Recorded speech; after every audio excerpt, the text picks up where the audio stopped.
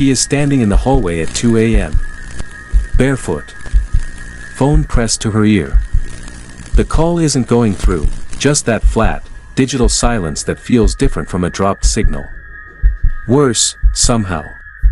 Like something on the other end is listening but choosing not to speak. The farmhouse is dark except for the bathroom light at the end of the hall, casting a thin yellow rectangle across the floor. Solène Varga hasn't moved in 4 minutes. She knows this because she has been watching the clock on her phone with the particular focus of someone trying to stay anchored to something real. Behind her, the bathroom mirror reflects the hallway. She isn't in it. She takes one step forward, toward the mirror. And then her reflection appears, half a second behind her, catching up like a lagging signal, settling into place as if it had always been there. She stares at it for a long time. Then she turns off the bathroom light. 2 weeks earlier. The drive to Creston Falls takes 4 hours from the city, and the last 40 minutes of it are on roads that don't appear on standard navigation. Solène knows this because her GPS loses confidence somewhere after the county line, recalculating, until she finally switches it off and follows the printed directions Aldrich Foss emailed her. She finds the house at the end of an unpaved road that the tree line has spent years quietly reclaiming. The farmhouse sits at the edge of a wide field, 2 stories, white paint gone the color of old bone, a deep porch that wraps around the front like a held breath. It is exactly what she asked for. Solène is a freelance audio engineer. She builds soundscapes, for films, for games, for experiences that need to feel like a specific kind of somewhere. She's good at it. Good enough that her work has begun to follow her into her sleep, ambient frequencies bleeding into dreams she can't quite shake when she wakes. 3 weeks ago, her mother died. Not suddenly. There was time. Solène sat with her through the last of it, held her hand, said the things you say. And then she drove home to her apartment, sat down on the kitchen floor, and didn't move for a very long time. The grief wasn't loud. That surprised her. It sat in the center of her chest like a stone placed there carefully, deliberately, and she understood, without being able to explain it, that she needed silence. Real silence. The kind cities don't make. She found the Creston Falls listing 3 days later. A 6-month lease. Remote. Quiet. A landlord named Aldrich Foss who answered her inquiry within the hour and seemed, over email, to be the particular kind of older man who was relieved to have a careful tenant. She signed without seeing it in person. Standing on the porch now, key in hand, she thinks, fine. It will be fine. The house smells like cedar and cold air and the particular stillness of a place that has been empty for too long. She sets her equipment cases against the wall, opens 2 windows, and starts to breathe. The first 3 days pass without incident. Day 3. Solène has designated the second bedroom as her studio. She's set up her interface, her monitors, her microphone array, the ordered architecture of her working life, familiar enough to be calming. She works until midnight, runs a test session, saves everything, and goes to bed. In the morning, she opens her session to pick up where she left off. There are 6 files saved. She recorded 5. The 6th file is timestamped 4:17 a.m. She doesn't remember waking up. She almost never sleeps through the night, but she would remember getting up, sitting down, pressing record. She opens the file. 11 seconds of room tone, clean, flat, ambient silence, the kind she spends hours crafting artificially. Then a single soft exhale. Not hers. The microphone was positioned toward the window, not toward the bed. Whatever produced that sound was close to the glass. Solène sits with the file for a long moment. Then she selects it, moves it to the trash, and empties it. Software glitch. Phantom file. It happens. She's worked with temperamental rigs before. She does not think about it again for 3 days. Day 5. She is working late. The kitchen has become her secondary space, the table is large, the light is better, and there's something about sitting near the window while the field goes dark that she finds, if not comforting, then at least honest. Grief, she has found, is easier to carry when you can see clearly. At 11:40 p.m., she glances up from her laptop. Her reflection is in the kitchen window, dark glass, clear enough. She is sitting, shoulders slightly forward, the way she always sits when she's deep in a mix. She rolls her right shoulder. A habit. Loosening tension. Her reflection rolls its shoulder. Then continues the motion, a slow rotation, half a second after Solène has stopped. She goes very still. Watches the reflection. The reflection watches her back, perfectly motionless now. She raises her hand. It raises its hand. She lowers it. It lowers its hand. She closes the curtain. She calls Dex. He picks up on the second ring, groggy. It's almost midnight. You're tired, he tells her, after she explains. You're grieving. Sleep deprived. Your brain is filling in gaps. I know what I saw, Dex. Okay. What did you see? A pause. Outside, wind moves through the field. I don't know, she finally says. Something that was almost right. She hears him exhale slowly on the other end. Get some sleep. Call me tomorrow. She does both. And for a few days, things are quiet. Day 9. The water heater is in a closet off the kitchen, and Solène opens it for the first time because the pressure in the upstairs shower has been inconsistent. She checks the dial, adjusts it, and is about to close the closet when she notices the door. Narrow. Set into the back wall of the closet, almost entirely obscured by the water heater's frame. A crawl door, the kind old houses use for pipe access, but larger than it should be. Large enough for a person to move through, if they kept low. She kneels down. The door has a simple latch. She opens it. A space extends beyond it, not a crawl space but a small root cellar, the kind houses of this age sometimes have. And there, near the far wall, almost invisible in the shadow, a tin box, rusted, roughly the size of a shoebox, secured with a small padlock. Solène stares at it for a long moment. Then she gets a kitchen knife, carries it back to the closet, kneels down, and forces the padlock open. Inside the tin, calendar pages. Not complete pages, sections of them, cut or torn carefully. And burned. The burning is deliberate, specific, not the random char of an accident, but targeted. Particular dates on each page reduced to ash, the surrounding dates left perfectly legible. The pages span 14 years. Different calendars, different years, the same practice repeated over and over, someone choosing which dates to erase. The most recent page is from 6 weeks ago. The listing said the house had been vacant for 8 months. She photographs everything. Then she calls Aldrich Foss. He answers. He sounds, over the phone, like the same warm and slightly distracted man from his emails. She describes what she found, the crawl door, the tin, the calendar pages. There is a long pause. I don't know what that is, he says. His voice has changed slightly. No one should have had access. The house has been locked. Someone has been in here, Aldrich. Recently. I'll look into it. Let me make some calls. He hangs up. It is the last time he answers. Day 11. She hears it for the first time at 2:30 a.m., not a creak, which old houses make constantly. A path. A sequence of sounds, the way a specific route through a space sounds when someone has walked it so many times that they no longer have to think about where to step. Kitchen to hallway.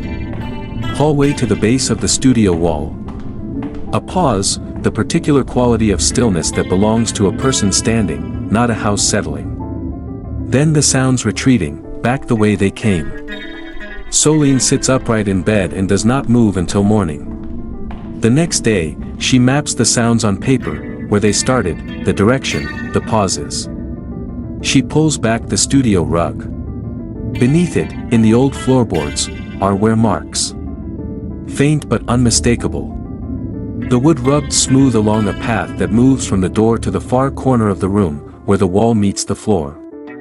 Hundreds of passes, maybe more. Not from her. Not from any short-term tenant. This is a route built over years. She presses her hand against the corner wall. It sounds solid. But the where doesn't lie. Days 12 and 13. She reviews every session file she has run since arriving. 7 sessions total. She finds 4 files she did not create. The first, a chair scraping. There is no chair near that microphone. The second, a cabinet closing. She was outside when this file was created. The third, footsteps, slow and deliberate, on the floor directly above the studio. Her equipment is on the ground floor. No one was upstairs. The fourth file, she plays 3 times before she accepts what she is hearing. Her name. Once. Barely above a whisper. A man's voice, shaped around the 2 syllables of her name with the ease of someone who has said it before. She does not delete any of the files. She calls Aldrich. It goes to voicemail. She calls again. Voicemail. She has now called 11 times since the day she found the tin. On the 12th attempt, the outgoing message has changed. It is his voice, clearly Aldrich, clearly recently recorded, the slight tremor of an older man under pressure. And he says, "I'm sorry. I should have told you about the house." A pause. "I'm sorry. The mailbox is full. She cannot leave a message." Solène sets her phone face down on the kitchen table. Outside, the field is perfectly still. The house around her breathes its old, slow breath. She stays. Day 14. Solène makes the decision at 6 a.m., standing in the kitchen with cold coffee and the particular clarity that comes from not sleeping. She is leaving. She will pack what matters, the equipment first, then the personal things, load the car, and drive until the GPS reconnects and the roads have names again. She works quickly. Methodically. The way she approaches everything, systems, order, the comfort of a process followed correctly. By 9 a.m. the car is mostly loaded. She pulls on her jacket, picks up her keys, and walks to the back door. It is locked. Not the deadbolt, the sliding interior bolt, the one mounted high on the door frame, the kind you engage manually from inside. She doesn't remember sliding it. She is certain she didn't slide it. She reaches up and pushes it back, opens the door, steps out onto the back porch, and breathes cold morning air. She leaves the door open behind her and carries the last bag to the car. When she comes back to close the door, the bolt is slid again. She stands in the doorway for a long time, her hand resting on the frame. The house is quiet. The field behind her is quiet. Somewhere in the tree line at the edge of the property a bird calls twice and then stops. She steps back inside. She does not leave. She tells herself it is because she has nowhere particular to be. She tells herself this until she almost believes it. Day 15. She goes back to the studio. Not to work, she hasn't been able to work in days, but because the wear pattern in the floorboards has been sitting in the back of her mind like a frequency she can't identify. A sound with no clear source. She needs to follow it to its origin. She moves the equipment. Rolls back the rug completely. Kneels on the bare floorboards and traces the wear path with her fingers from where it enters the room near the door, across the floor, to the corner where the wall meets the baseboard. On her hands and knees, this close, she can see what standing never showed her. The baseboard in the corner is not flush. A gap, thin, almost nothing, but consistent. She presses the baseboard. It flexes slightly. She presses harder, and something clicks, a simple latch, the kind a careful person could rig in an afternoon, and the section of wall to the left of the corner swings inward on a hidden hinge. The smell reaches her before her eyes adjust. Not rot. Not damp. Something more mundane and therefore more disturbing, the smell of a lived-in space. Old fabric. Faint body heat. The particular accumulation of a human presence over time. The room is narrow, barely 4 feet wide, running parallel to the studio wall for its entire length. Low ceiling. A cot against the far wall, thin mattress, a single gray blanket folded with precision at its foot. A wooden crate serving as a table, a melted candle stub at its center. A lantern on the floor. And on the wall above the cot, fixed with small tacks, arranged in 2 careful rows. Photographs. Solène counts them before she fully understands what she is looking at. 14 photographs. Different people, different ages, different faces, all captured in the same way. Candid. Unposed. Shot through glass, through windows, from outside looking in. Each person caught in a private moment, reading, cooking, sitting at a table, standing at a sink. Each one unaware. She is the last photograph in the second row. She is standing at the kitchen window, curtain open, laptop in front of her. She is looking down at her screen. She has not yet noticed her reflection moving independently. This photograph was taken on day 2. Before she had fully unpacked. If you've stayed with this story until now, you already know this is the kind of thing that doesn't let go. You know what to do. Solène does not scream. She registers this about herself distantly, the way you notice small details in moments of shock. Her hands are steady. Her breathing is controlled. She is a person who processes things internally, deeply, slowly. Her mother always said she swallowed everything and let it work on her from the inside. She takes her phone out and photographs the wall. Every image. Then she backs out of the narrow room, closes the panel, and sits on the studio floor with her back against the wall and her knees drawn up and stays there until the light through the window changes. That night, she barricades the bedroom door. A chair wedged under the handle, practical, imperfect. She gets into bed fully dressed, shoes on, phone on the pillow beside her. At 1 a.m. she becomes aware of the vent. It is a standard ceiling vent, the kind that connects to the house's old ductwork. She has slept under it for 2 weeks without giving it particular thought. But tonight there is a sound coming through it that stops her breath in her chest. Breathing. Slow, even, unhurried. She tells herself it is the house. Air movement in old ductwork. 100 reasonable explanations for a sound that is almost certainly nothing. She makes herself breathe normally, and as she does she realizes, with a cold and absolute certainty, that the breathing in the vent is matching her own. Pace for pace. Depth for depth. She holds her breath. The breathing above her holds. She exhales, sharp, deliberate, twice. The vent exhales twice. She gets up, moves the chair, opens the bedroom door, and walks to the kitchen. She turns on every light. She sits at the table, and she calls Dex. The call connects on the first ring. Silence. Not Dex's silence, not the background noise of his apartment, his television, his habitual late-night presence. This silence is the same quality as the farmhouse at 3 a.m. deep. Attended. Solène. Her name. The same voice. The same unhurried shape around the 2 syllables, the ease of long familiarity. She ends the call. Sets the phone on the table. Picks it back up.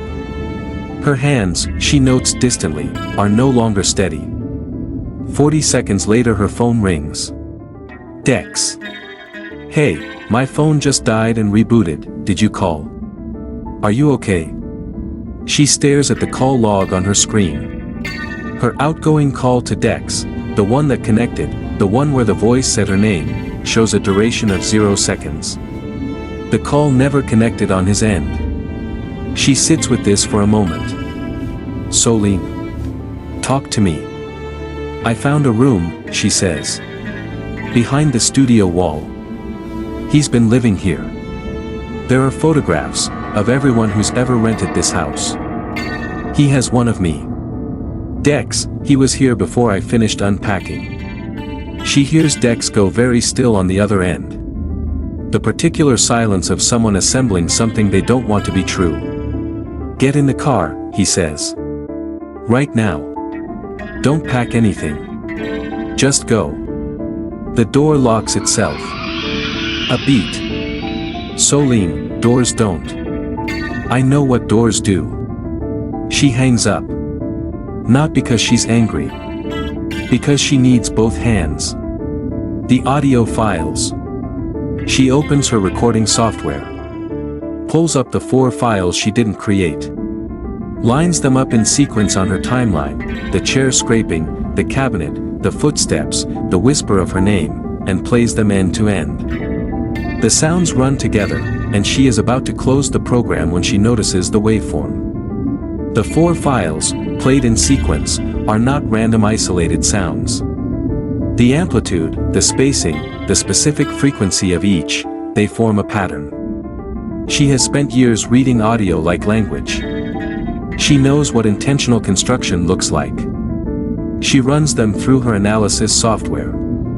The 4 files, overlaid and processed, resolve into something that sits just below the threshold of normal hearing. She boosts the frequency range, stabilizes the signal, and plays it through her headphones. A voice. Low and even, the same voice from the 4th file, from the phone that never connected. Saying, with the patience of something that has been waiting a very long time to be heard. He was here before the walls were. She pulls her headphones off. She checks the metadata on the 4 files. She has checked this before and found it anomalous, but she checks it again now with different eyes. The files were not created during her tenancy.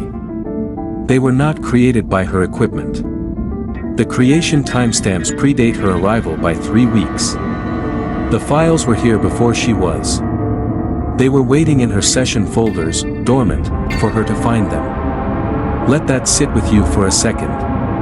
If this story has gotten under your skin, there's more waiting for you on this channel.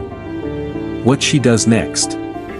Solène sits at the kitchen table for a long time. She is not paralyzed. She is thinking, the same way she approaches a difficult mix, working the problem from every angle until the only remaining option becomes clear. She goes back to the studio. She opens the panel. The narrow room is exactly as she left it. The cot, the crate, the lantern. The photographs on the wall. She takes every photograph down, carefully, methodically, removing each tack and stacking them face down without looking at them again. She strips the room of everything that belongs to whoever built it. Then she places her own recorder on the cot. Sets it to continuous record. Presses the button and watches the levels rise slightly as the room's ambient noise registers, barely nothing, the sound of a space holding its breath. She backs out. Closes the panel. Hears the latch click. She walks to the back door. The bolt is not slid. She opens it, steps out into the cold pre-dawn air, and walks to her car. She starts the engine. She sits for a moment with her hands on the wheel and the headlights illuminating the long unpaved road ahead of her, the trees pressing in on either side. She does not call the police. She has thought about this, has turned it over carefully, the way she turns over every problem. What would she say? What they would find? The room, the photographs, the calendar tin.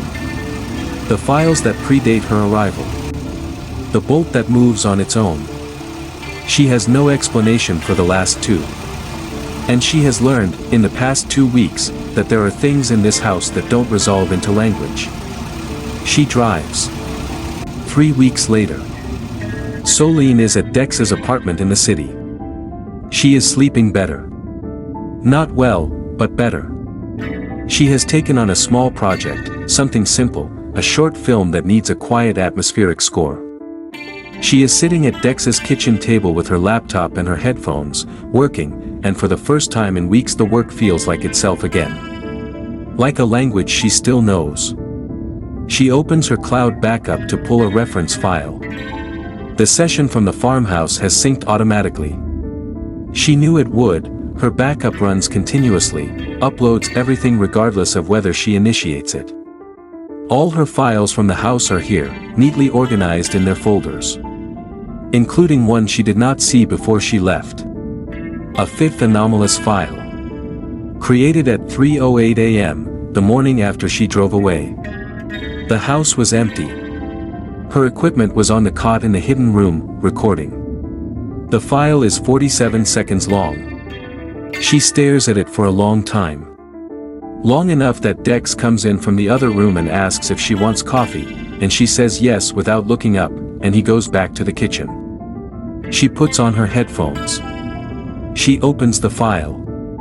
The first 9 seconds are silence, the specific silence of the hidden room, which she now knows as intimately as any space she has ever worked in. Still, contained, the sound of walls holding something in. Then, a click.